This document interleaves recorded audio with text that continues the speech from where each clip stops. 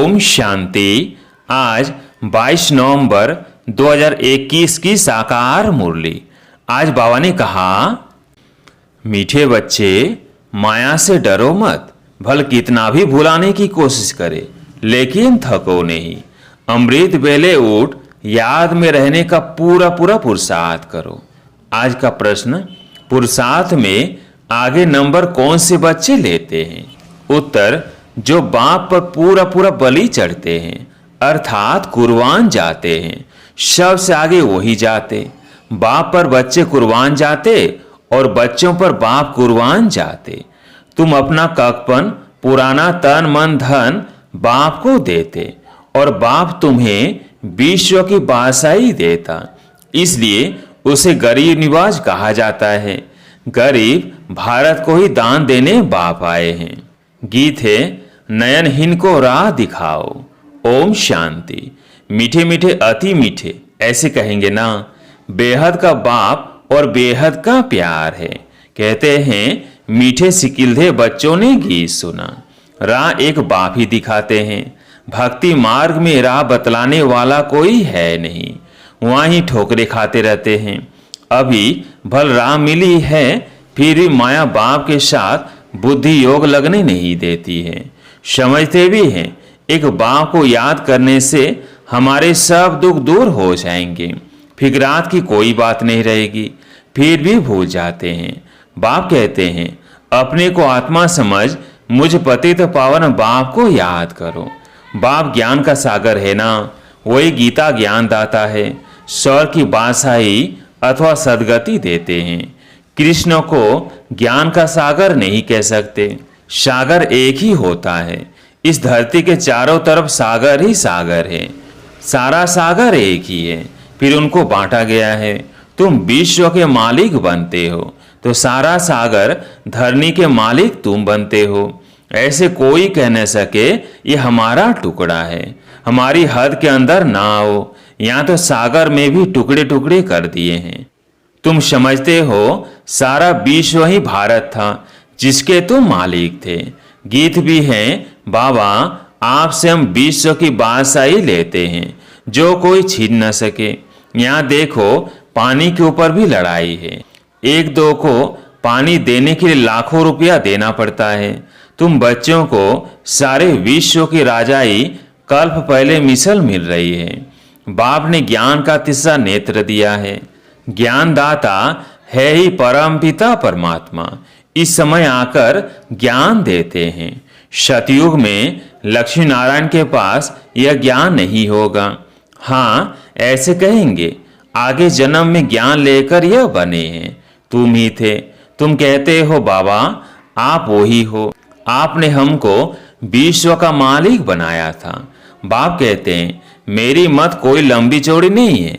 वो पढ़ाई कितनी लंबी चौड़ी होती है, यह तो बहुत सहज है। रचना और रचना के आदि मध्य अंत को तुम जानकर औरों को बताते रहते हो। कैसे 84 का चक्र लगाया है। अभी वापिस जाना है बाप के पास, यह भी बाप ने बतलाया है। माया के तूफान बहुत आएंगे, इनसे डरो मत। सुबह को उठकर बैठेंगे, बुद्धि और ख्यालातों में चली जाएंगी। 2 मिनट भी याद नहीं रहेगी। बाप कहते हैं, थकना नहीं है। अच्छा, 1 मिनट याद रही, फिर कल बैठना, परसों बैठना। अंदर में यह पक्का जरूर करो कि हमें याद करना है। अगर कोई विकार में जाता होगा फिर तो बहुत तूफान आएंगे। पवित्रता ही मुख्य है। आज यह दुनिया पतित वैशालय है, कल पावन शिवालय होगा। जानते हो यह पुराना शरीर है। बाप को याद करते रहेंगे तो कोई भी समय शरीर छूट जाए तो स्वर्ग में चलने लायक बन जाएंगे। बाप से कुछ न कुछ ज्ञान तो सुना है ना। ऐसे भी हैं जो यहाँ से भागंती हो गए हैं, फिर भी आकर अपना वर्षा ले रहे हैं। यह भी समझाया है, अंतमति सोगति होगी। समझो कोई शरीर छोड़ते हैं, संस्कार ज्ञान के ले जाते हैं तो छोटेपन में ही इस तरफ उनको खींच होगी। भल आर्गन से छोटे हैं, बोल नहीं सकते परंतु खींच लेंगे। छोटेपन से ही संस्कार अच्छे होंगे, सुखदायी बनेंगे। आत्मा को ही बाप सिखलाते हैं ना। जैसे बाप मिलिट्री वालों का मिसाल समझाते हैं, संस्कार ले जाते हैं तो लड़ाई में फिर भर्ती हो जाते हैं। जैसे शास्त्र पढ़ने वाले संस्कार ले जाते हैं तो छोटेपन में ही शास्त्र कंठ हो जाते हैं, उनकी महिमा भी निकलती है। तो यहाँ से जो जाते हैं तो छोटेपन में महिमा निकलती है, आत्मा ही ज्ञान धारण करती है ना। बाकी रहा हुआ हिसाब किताब चुकतू करना पड़ता है।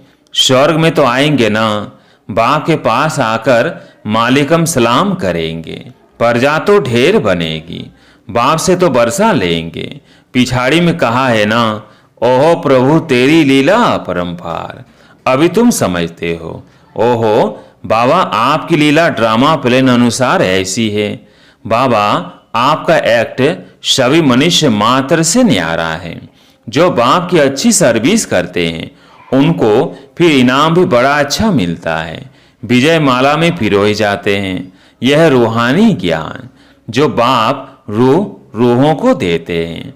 मनुष्य तो सब शरीरों को ही याद करेंगे, कहेंगे शिवानंद, गंगेश्वरानंद आदि यह ज्ञान देते हैं। यहाँ तो कहेंगे निराकार शिव बाबा ज्ञान देते हैं। मैं ऊंच से ऊंच हूँ, मुझ आत्मा का नाम है शिव, शिव परमात्मा ही नमः कहते हैं। फिर ब्रह्मा विष्णु शंकर को कहेंगे देवताए नमः। यह भी रचना है, उनसे कोई वर्षा नहीं मिल सकता। तुम आपस में भाई भाई हो, भाई को याद करने से वर्षा नहीं मिलेगा। यह ब्रह्मा दादा भी तुम्हारा भाई है, स्टूडेंट है ना, पढ़ रहे हैं, इससे वर्षा नहीं मिलेगा। यह खुद ही वर्षा पा रहे हैं शिव बाबा से। पहले ये सुनते हैं, बाप को कहता हूँ बाबा हम तो आपका पहला बच्चा हूँ, आपसे हम कल्प कल्प वर्षा लेते हैं, कल्प कल्प आपका रथ बनता हूँ। शिव का रथ ब्रह्मा, ब्रह्मा द्वारा विष्णुपुरी की स्थापना। तुम ब्राह्मण भी मददगार हो, फिर तुम मालिक बनेंगे। अभी तुम जानते हो हम 5000 वर्ष पहले मुआफिक बाप द्वारा राज्य भाग्य लेते हैं। जिन्होंने कल्प पहले राज्य भाग्य लिया है वही आएंगे। हर एक के पुरुषार्थ से पता लग जाता है कौन महाराजा महारानी बनेंगे, कौन प्रजा बनेंगे। पिछाड़ी में तुमको सब साक्षात्कार होगा। सारा पुरुषार्थ पर मदार है, कुर्बान भी होना होता है। बाप कहते हैं मैं गरीब निवाज हूँ, तुम गरीब ही मुझ पर कुर्बान होते हो। दान हमेशा गरीब को ही दिया जाता है।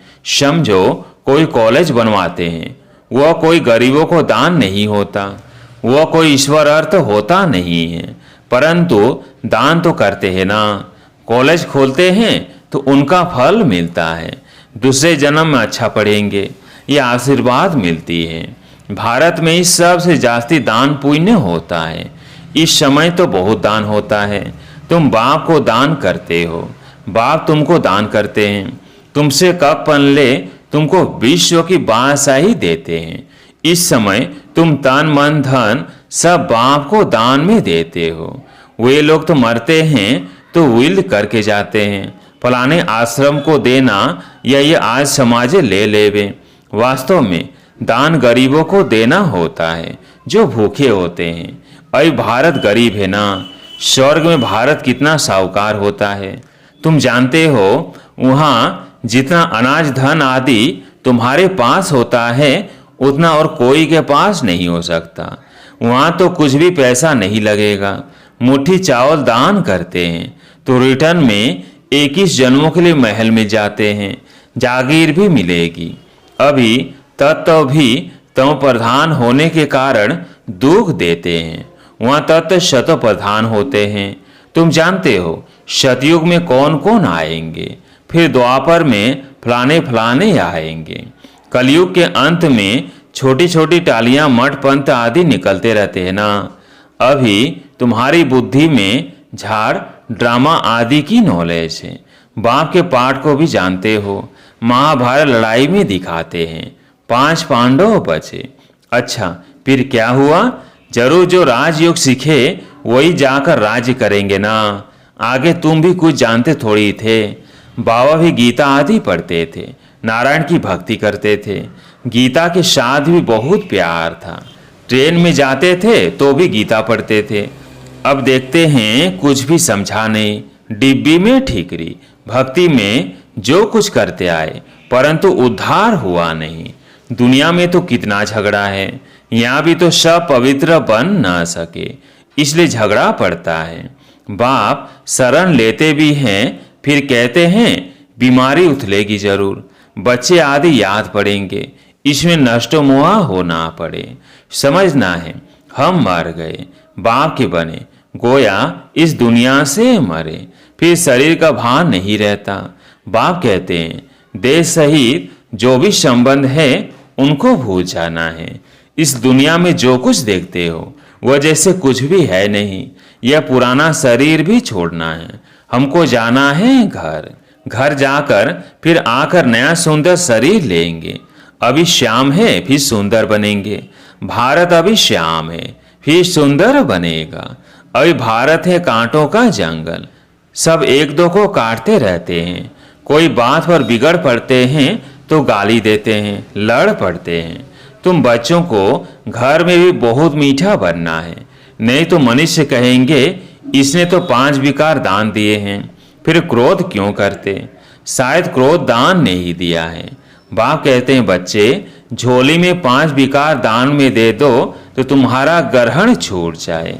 चंद्रमा को ग्रहण लगता है ना, तुम भी अब संपूर्ण बनते हो। तो बाप कहते हैं यह विकार दान में दे दो, तुमको स्वर की बादशाही मिलती है। आत्मा को बाप से वर्षा मिलता है। आत्मा कहती है इस पुरानी दुनिया में बाकी थोड़ा टाइम है, काम उतार देना है। ख्यालात कोई भी उतार देने चाहिए। बाबा जानते हैं अनेक प्रकार के ख्यालात आएंगे, धंधे के ख्यालात आएंगे। भक्ति मार्ग में भक्ति करते समय ग्राहक धंधाधोरी याद पड़ता है तो फिर अपने को चुटकी से काटते हैं। हम नारायण की याद में बैठा हूँ, फिर यह बातें क्यों याद आई।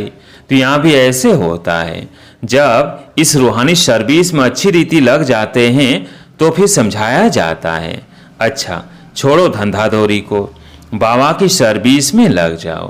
कहते हैं छोड़ो तो छूटे, देवाभिमान छोड़ते जाओ। सिर्फ बाप को याद करो तो बंदर से मंदिर लायक बन जाएंगे। भ्रमरी का, कछुओं का भी सब मिसाल बाप देते हैं, जो फिर भक्ति मार्ग में वो लोग दृष्टांत देते हैं। अभी तुम जानते हो कीड़े कौन हैं, तुम हो ब्राह्मणिया, तुम भू भू करती हो। यह दृष्टांत अभी का है, वो बता ना सके। त्योहार आदि सभी समय के हैं। सतयुग त्रेता में कोई त्योहार होता नहीं, यह सब है भक्ति मार्ग के।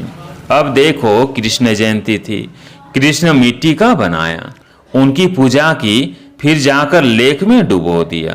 अभी तुम समझते हो यह क्या करते हैं, यह है अंधश्रद्धा। तुम किसको समझाएंगे वो समझेंगे नहीं। कोई को बीमारी आदि हुई तो कहेंगे देखो तुमने कृष्ण की पूजा छोड़ दी है, इसलिए यह हाल हुआ है। ऐसे बहुत ही आश्चर्य सुनंती, कथनती, भागंती हो जाते हैं। इसलिए ब्राह्मणों की माला बन नहीं सकती। ऊंच तो यह ब्राह्मण कुलभूषण है, परंतु उनकी माला बन नहीं सकती।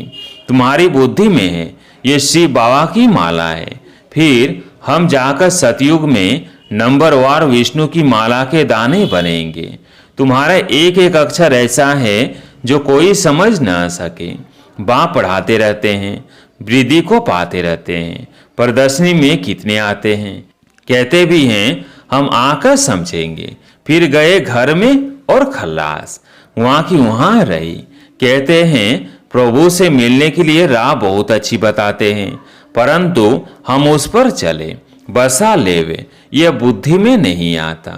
बहुत अच्छी सेवा कर रही है ब्रह्म कुमारियाँ, बस अरे तुम भी समझो ना, जिस्मानी सेवा करते रहते हो, अब यह रूहानी सेवा करो। सोसाइटी की सेवा तो सभी मनुष्य करते रहते हैं, मुफ्त में तो कोई सेवा नहीं करते, नहीं तो खाएंगे कहाँ से। अभी तुम बच्चे बहुत अच्छी सेवा करते हो, तुमको भारत के लिए बहुत तरस रहता है। हमारा भारत क्या था, फिर रावण ने किस गति में लाया है। अब हम बाप की श्रीमत पर चल वर्षा जरूर लेंगे।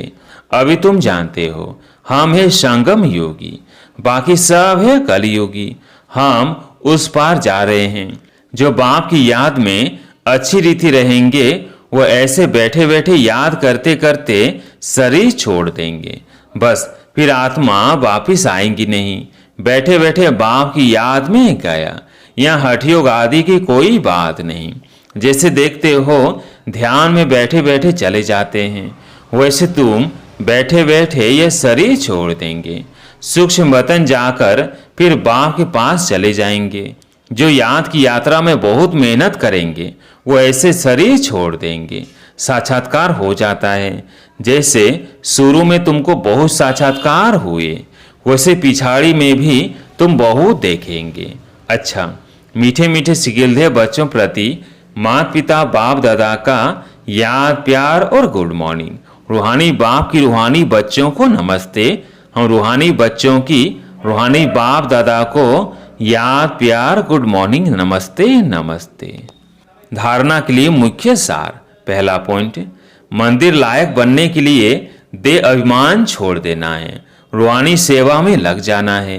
दूसरा पॉइंट, अब घर जाने का समय है, इसलिए जो भी हिसाब किताब है धंधे धोरी के ख्यालात है उन्हें उतार देना है। याद की यात्रा में मेहनत करनी है। आज प्यारे मीठे बाबा का वरदान, योग युक्त स्थिति द्वारा सूक्ष्म व कड़े बंधनों को क्रॉस करने वाले बंधन मुक्त भव। योग युक्त स्थिति द्वारा सूक्ष्म व कड़े बंधनों को क्रॉस करने वाले बंधन मुक्त भव। योग युक्त की निशानी है बंधन मुक्त। योग युक्त बनने में सबसे बड़ा अंतिम बंधन है स्वयं को समझदार समझकर सीमत को अपनी बुद्धि की कमाल समझना, अर्थात सीमत में अपनी बुद्धि मिक्स करना, जिसे बुद्धि का अभिमान कहा जाता है। दूसरा, जब कभी कोई कमजोरी का इशारा देता है अथवा बुराई करता है, यदि उस समय जरा भी व्यर्थ संकल्प चला तो भी बंधन है।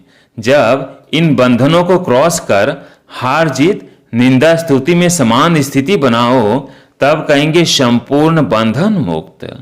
स्लोगन, पहले सोचना फिर करना, यही ज्ञानी तो आत्मा का गुण है। पहले सोचना फिर करना, यही ज्ञानी तो आत्मा का गुण है। अच्छा, ओम शांति।